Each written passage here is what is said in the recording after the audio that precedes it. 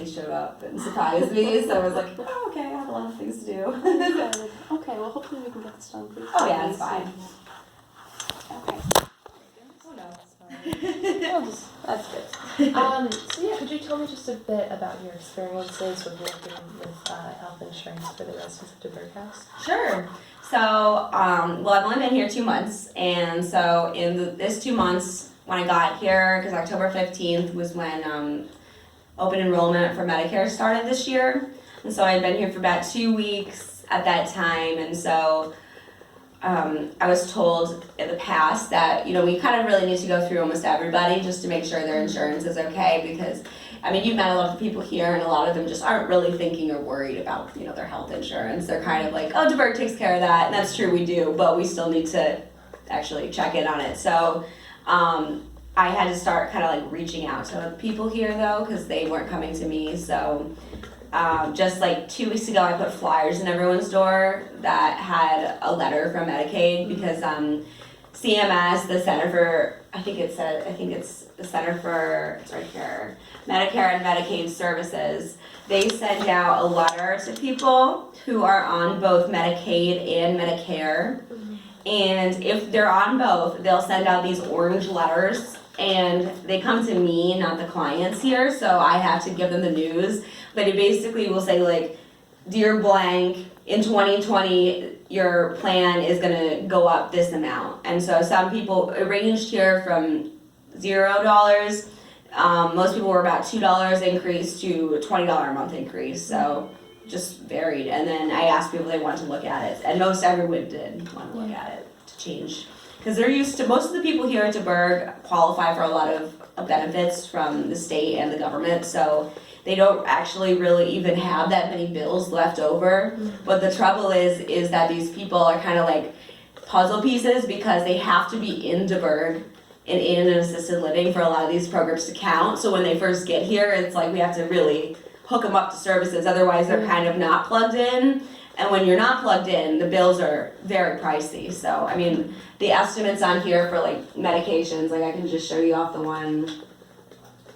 These ones, oh yeah, so like on one insurance here, they estimate that the insurance, or all your medications will cost $36,000 for the whole year. Wow. And then on another plan, it goes down to $55. Oh, so it's like, and it's so strange, because these people had these plans last year and they were $0, they didn't pay anything for their prescription, and then poof, this year it might go up $2.10 for the premium, but it's actually going up quite a significant amount more because of all that medication. So, and basically what happens is if you have Medicare and Medicaid, what Medicare doesn't pay, Medicaid pays. And so that's why they send out this letter, because they're basically saying that we are gonna have to pay $2.10 more, because the client doesn't ever. It just comes out of their Social Security. So it's like one government benefit paying for the other. So if you don't choose a new plan, you get a blue letter in the mail. And the blue letter basically says, okay, we've chosen a new insurance for you. And if you have a problem with it, you can call us and we'll explain our decision. But that's when they decide, like, for instance, like if this client decided not to change his insurance and stay with this one that goes up to $36,000 a year, most likely he's gonna get a blue letter saying, this choice has not been approved by the government, like Medicaid does not wanna pay for this, so we're gonna be giving you this insurance plan. And so there's kind of like a little, like, it's almost like, I don't know, like a buffer, you know, it's like if I make some like egregious mistake in picking an insurance, I know it's gonna be okay, because, you know, most of the time people will, it'll get checked. So it's not like, it feels kind of like incredibly scary. You're like, oh my gosh, what if this person like can't do anything, they can't afford any of their medical bills, and these people are so complicated, right? Like they need psychiatric stuff as well as a lot of acute care, and so those are the expensive things, and so that's where insurance really has that fine print, like we'll cover this for one day, or you know, only this service at approved network places, you can only go to rehab. And so that's when you're reading all that fine print, you're like, oh my gosh, I'm gonna impact this person's life, and but it is not that big of a deal at the end. It tends to work out because, as you know, right, a lot of the doctors come here, like the podiatrist comes here. Dawn was just telling me, I didn't know this, that a dental hygienist comes here and they can do the x-rays somehow in the basement.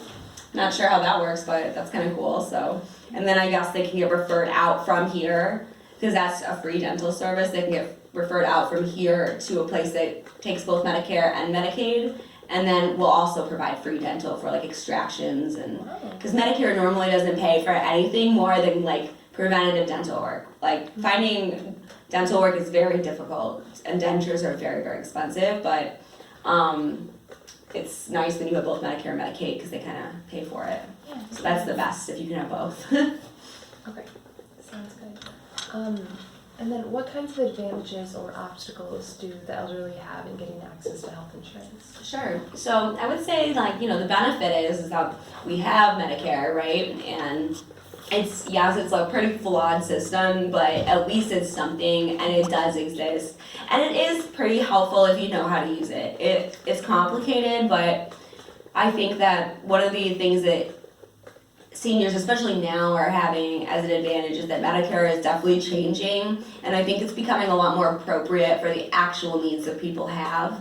Like one of the cool things I like is when insurance companies now, and most of these plans that I'm talking about, by the way, Medicare are Medicare Advantage plans, and so like when you go into Medicare.gov, you can like select it. Do you want to do like a traditional Part D drug coverage, or do you want to look at Medicare Advantage, which is Part C? And includes Part D for drug coverage. And so that's the Medicare Advantage kind of, those plans are, and this might be something, I don't know if your teacher would agree with this or not, but so our social service department, like their opinion is like, we think this year that the Medicare Advantage plans are much better.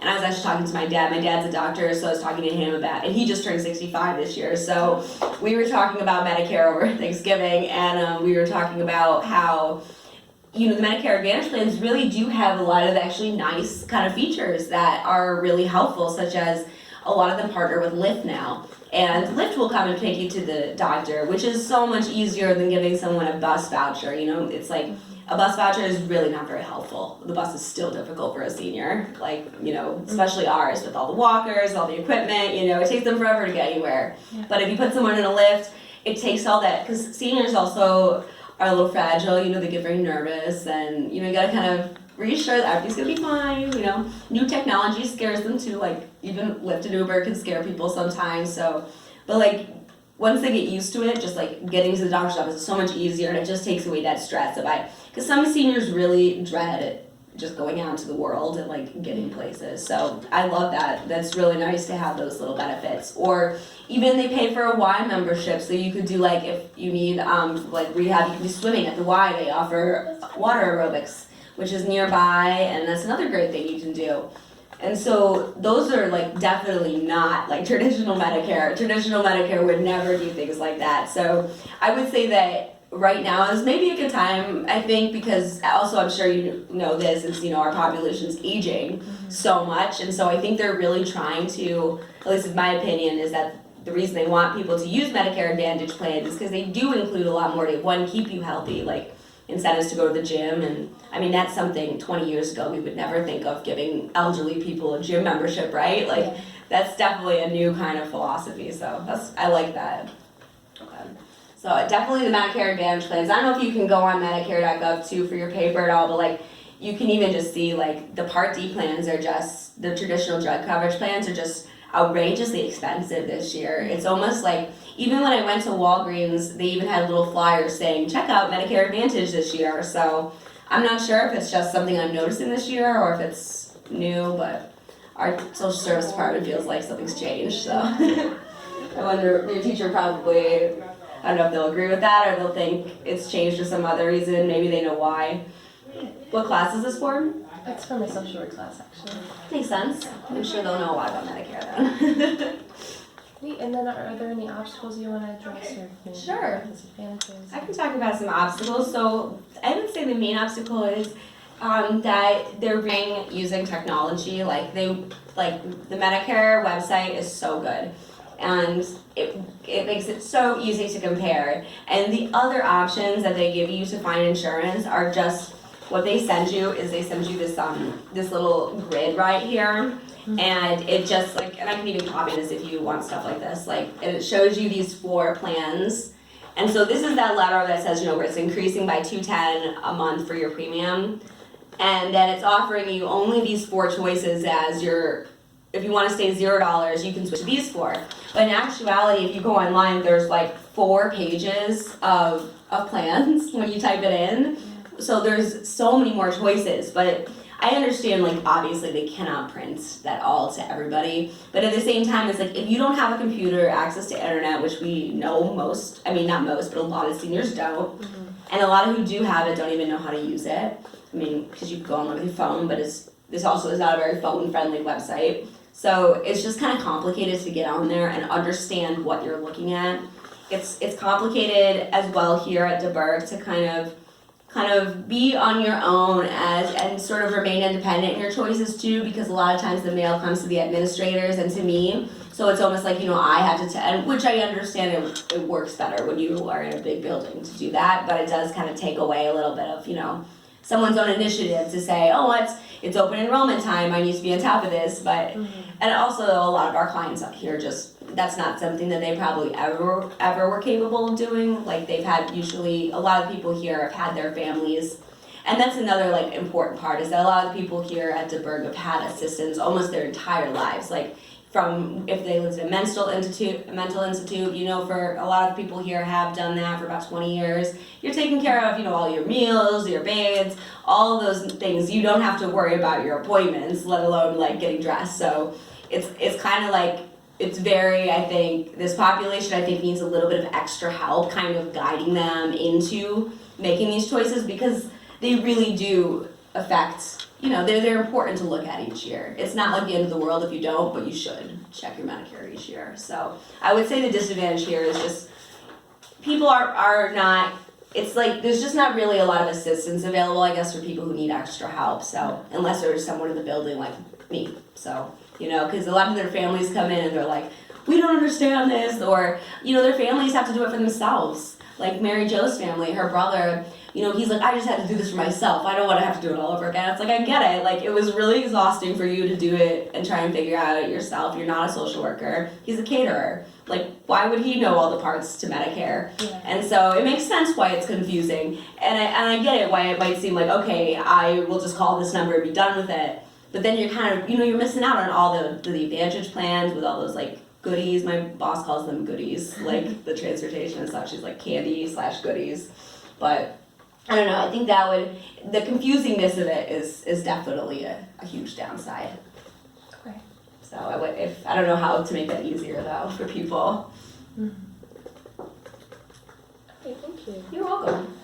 And then what kind of advantages or obstacles, again, do like low-income individuals have in getting access to health insurance? Sure. So, well, it's like, this will probably is like a little bit of my opinion, but I like firmly believe that, most people are products of our society, and I don't like, for instance, like I'm sure you learned this in school, and like this is one of the things I find interesting about social work is how like person and environment, how people can either basically, we can say maybe poor people are lazy or, they don't want health insurance or things like that, but really it's the access part. So it's a good question, because I think low-income people, we know that they have on average less education, right, and live in more dangerous areas. And a lot of the things that, one could be issues of poverty are not something that insurance addresses even, because they're not really health concerns of the populace. Like, 1 in 8 children in the United States is starving, like, at this moment, and there's not really any programs involved with our health insurance, so to, like, teach parents about those kind of things, or there's just not enough incentives, I think, to, like, our insurance really targets, like, certain people, but it doesn't target our, like, poverty, our impoverished communities and their needs, so the insurance doesn't always match up for them, if that makes sense. It's like it might cover 10 of 12 of their prescriptions, but there's also a lot of asthma in, especially North City here. There's a much higher concentration, and inhalers are almost never covered in insurance. So it's almost like the needs of people just aren't matched up, and low-income people tend to kind of fall out of the priority need of where do we need to focus more health incentives, and also things like, you know, Lyft and Uber don't work in certain areas because drivers won't drive there. So that's another problem right there, you know? It's like, it's just kind of like a lot of times what people need is not there, especially when you're low income.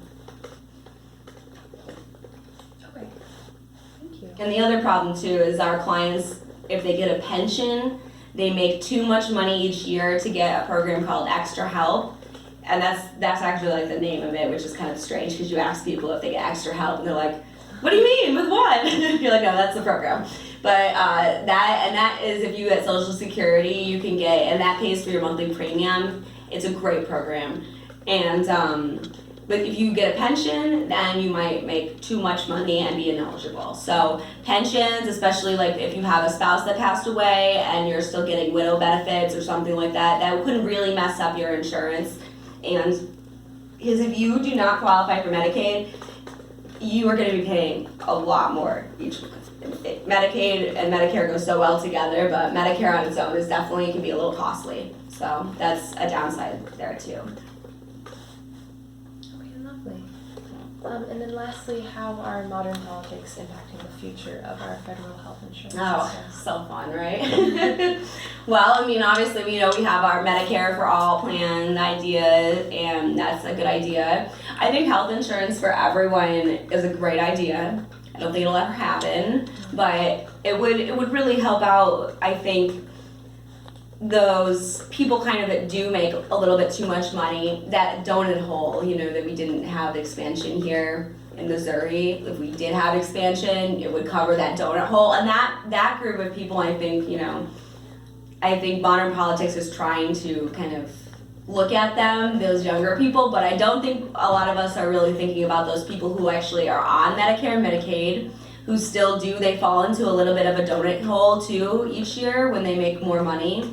And so I wish we could kind of address some of that too a little bit more with modern politics and focus on our aging population a little more. But I think that's important too, because I mean, older people tend to vote, right? Mm-hmm. So, and they care about their health insurance, so they could definitely impact the election. I think whoever has the best health insurance plan definitely will, you know, get ahead, because it's important to people. Yeah. And people are very unhappy with the system the way it is right now, because one of the things is yes, there are more choices now. Like, you know, even with us for open enrollment with Obamacare, there are more choices, but the thing is it's so complicated. I was an official navigator, like, you know, to help people sign up for insurance when it first started, and it was so hard to learn. And I was in grad school and I wrote a manual, it's literally this big, on how to sign up for Medicare, and like it's used by Slay still. It's like the manual on how to sign people up. It's so hard to do though, and it's like if we need a manual this big and we're all professionals doing this every day, how is the average Joe or the below average Joe who doesn't have a lot of education, like how are they going to do that too? So I get why people are frustrated, but I don't know what the solution is. Okay, and then what do you mean by donut hole? So, oh my gosh, I find this very confusing, but it's like, so there's one woman here, she gets a rather large pension each month. Mm-hmm. And so when I sign her up, it actually will tell me on here, let me see if I can see it. It actually says you will enter it's called the Medigap. And you might have to like research this because I'm not super good at explaining it, but I think here it is right here. So it says, wait, no, it's a little lower. It's like it's at some point when you meet your deductible, and then when Medicare starts paying for everything, I guess there's sometimes a gap in between, and I don't quite know why, but that is a problem for a lot of people, because during that month or two, it's usually in the summer, it's usually like June and July are not covered, and it means that they would be responsible for paying for their medication. But it's a weird gap, so I would research that. I need to do it myself, honestly. But that's a big problem, the Medigap. I think that's what it's called. But yeah, online they usually will give you like just a picture, and then they'll say you'll exit the donut hole or the Medigap in October. And I don't know what exit means either, but so it's kind of weird, but it only happens when people don't have Medicaid and don't and make too much money for like the basic plans for low income people. So because there are a few more options for people that have like zero income. You can just do like traditional, like bare bones Medicare, and sometimes that's helpful for people because then you won't be in the gap. You'll have like nothing covered, but you can go to probably like one doctor, but at least you know you have coverage. Yeah. But if you're and the income gaps too are like they're so small. It's like the difference between someone making like $14,000 a year and $25,000 a year. You know, it's nothing like no one's getting rich here. It's just they have slightly more money, and it actually causes the slightly more money actually causes people to have a net of less money than the people who don't have the extra money because of all and it's so much more complicated to deal with these people. There's only a handful of them here. But it definitely makes it more complicated when you're retiring if you have an income and a pension, and I don't know how to do all of that, so like to sign people up like that is much more complicated. You need to get their tax records, their credit scores, like but people here are pretty easy because if you don't have any assets, they don't own any homes, they don't have it, and that's another important thing, you can't have any bank accounts either. Bank accounts count as assets as well, so most people here have closed all their bank accounts, no savings, and if they have a burial plan, it has to be one that I guess there are burial plans that you can like give them $5,000, say okay bury me, but then I guess there's like an option where you can go back and say never mind, I want my money back, and they give you the money back. And then other places I guess it's almost like an investment, like you put $5,000 and then like each year interest grows, like you pay into and then if you want the money back you can, and Medicare will not approve you if you have that, or Medicaid won't approve you if you have a burial plan that you can get back the money, because they think once you get the Medicare or Medicaid, you're gonna cancel the burial plan, get all the money, and then have both, which is ridiculous, but that's why they won't give it to you. So people here don't even really have burial plans either, because they can't, or life insurance. Life insurance is an asset too. So they really kind of make you really dependent. That's the other downside, you know. If you don't have life insurance, a bank account, anything, I mean, you're pretty dependent on the government. So it's not like not a lot of freedom, basically. You've got to really give everything up to be on the program. So I get why people don't want to. Like there are some people here who have like a little trust fund, like not very big, just a little, from a great aunt or great uncle who passed away some odd years ago, and they can't get Medicaid because they have this little trust of a couple $1,000, but it causes a lot of headaches. But you know they don't want to give it up, which is fine because you could like put it in someone else's name, like your sister's or something, and then you could get Medicaid. But people don't want to do that. Interesting. Yeah. Okay. Well, I guess that's about it. Good. Well, if you need anything more, feel free to email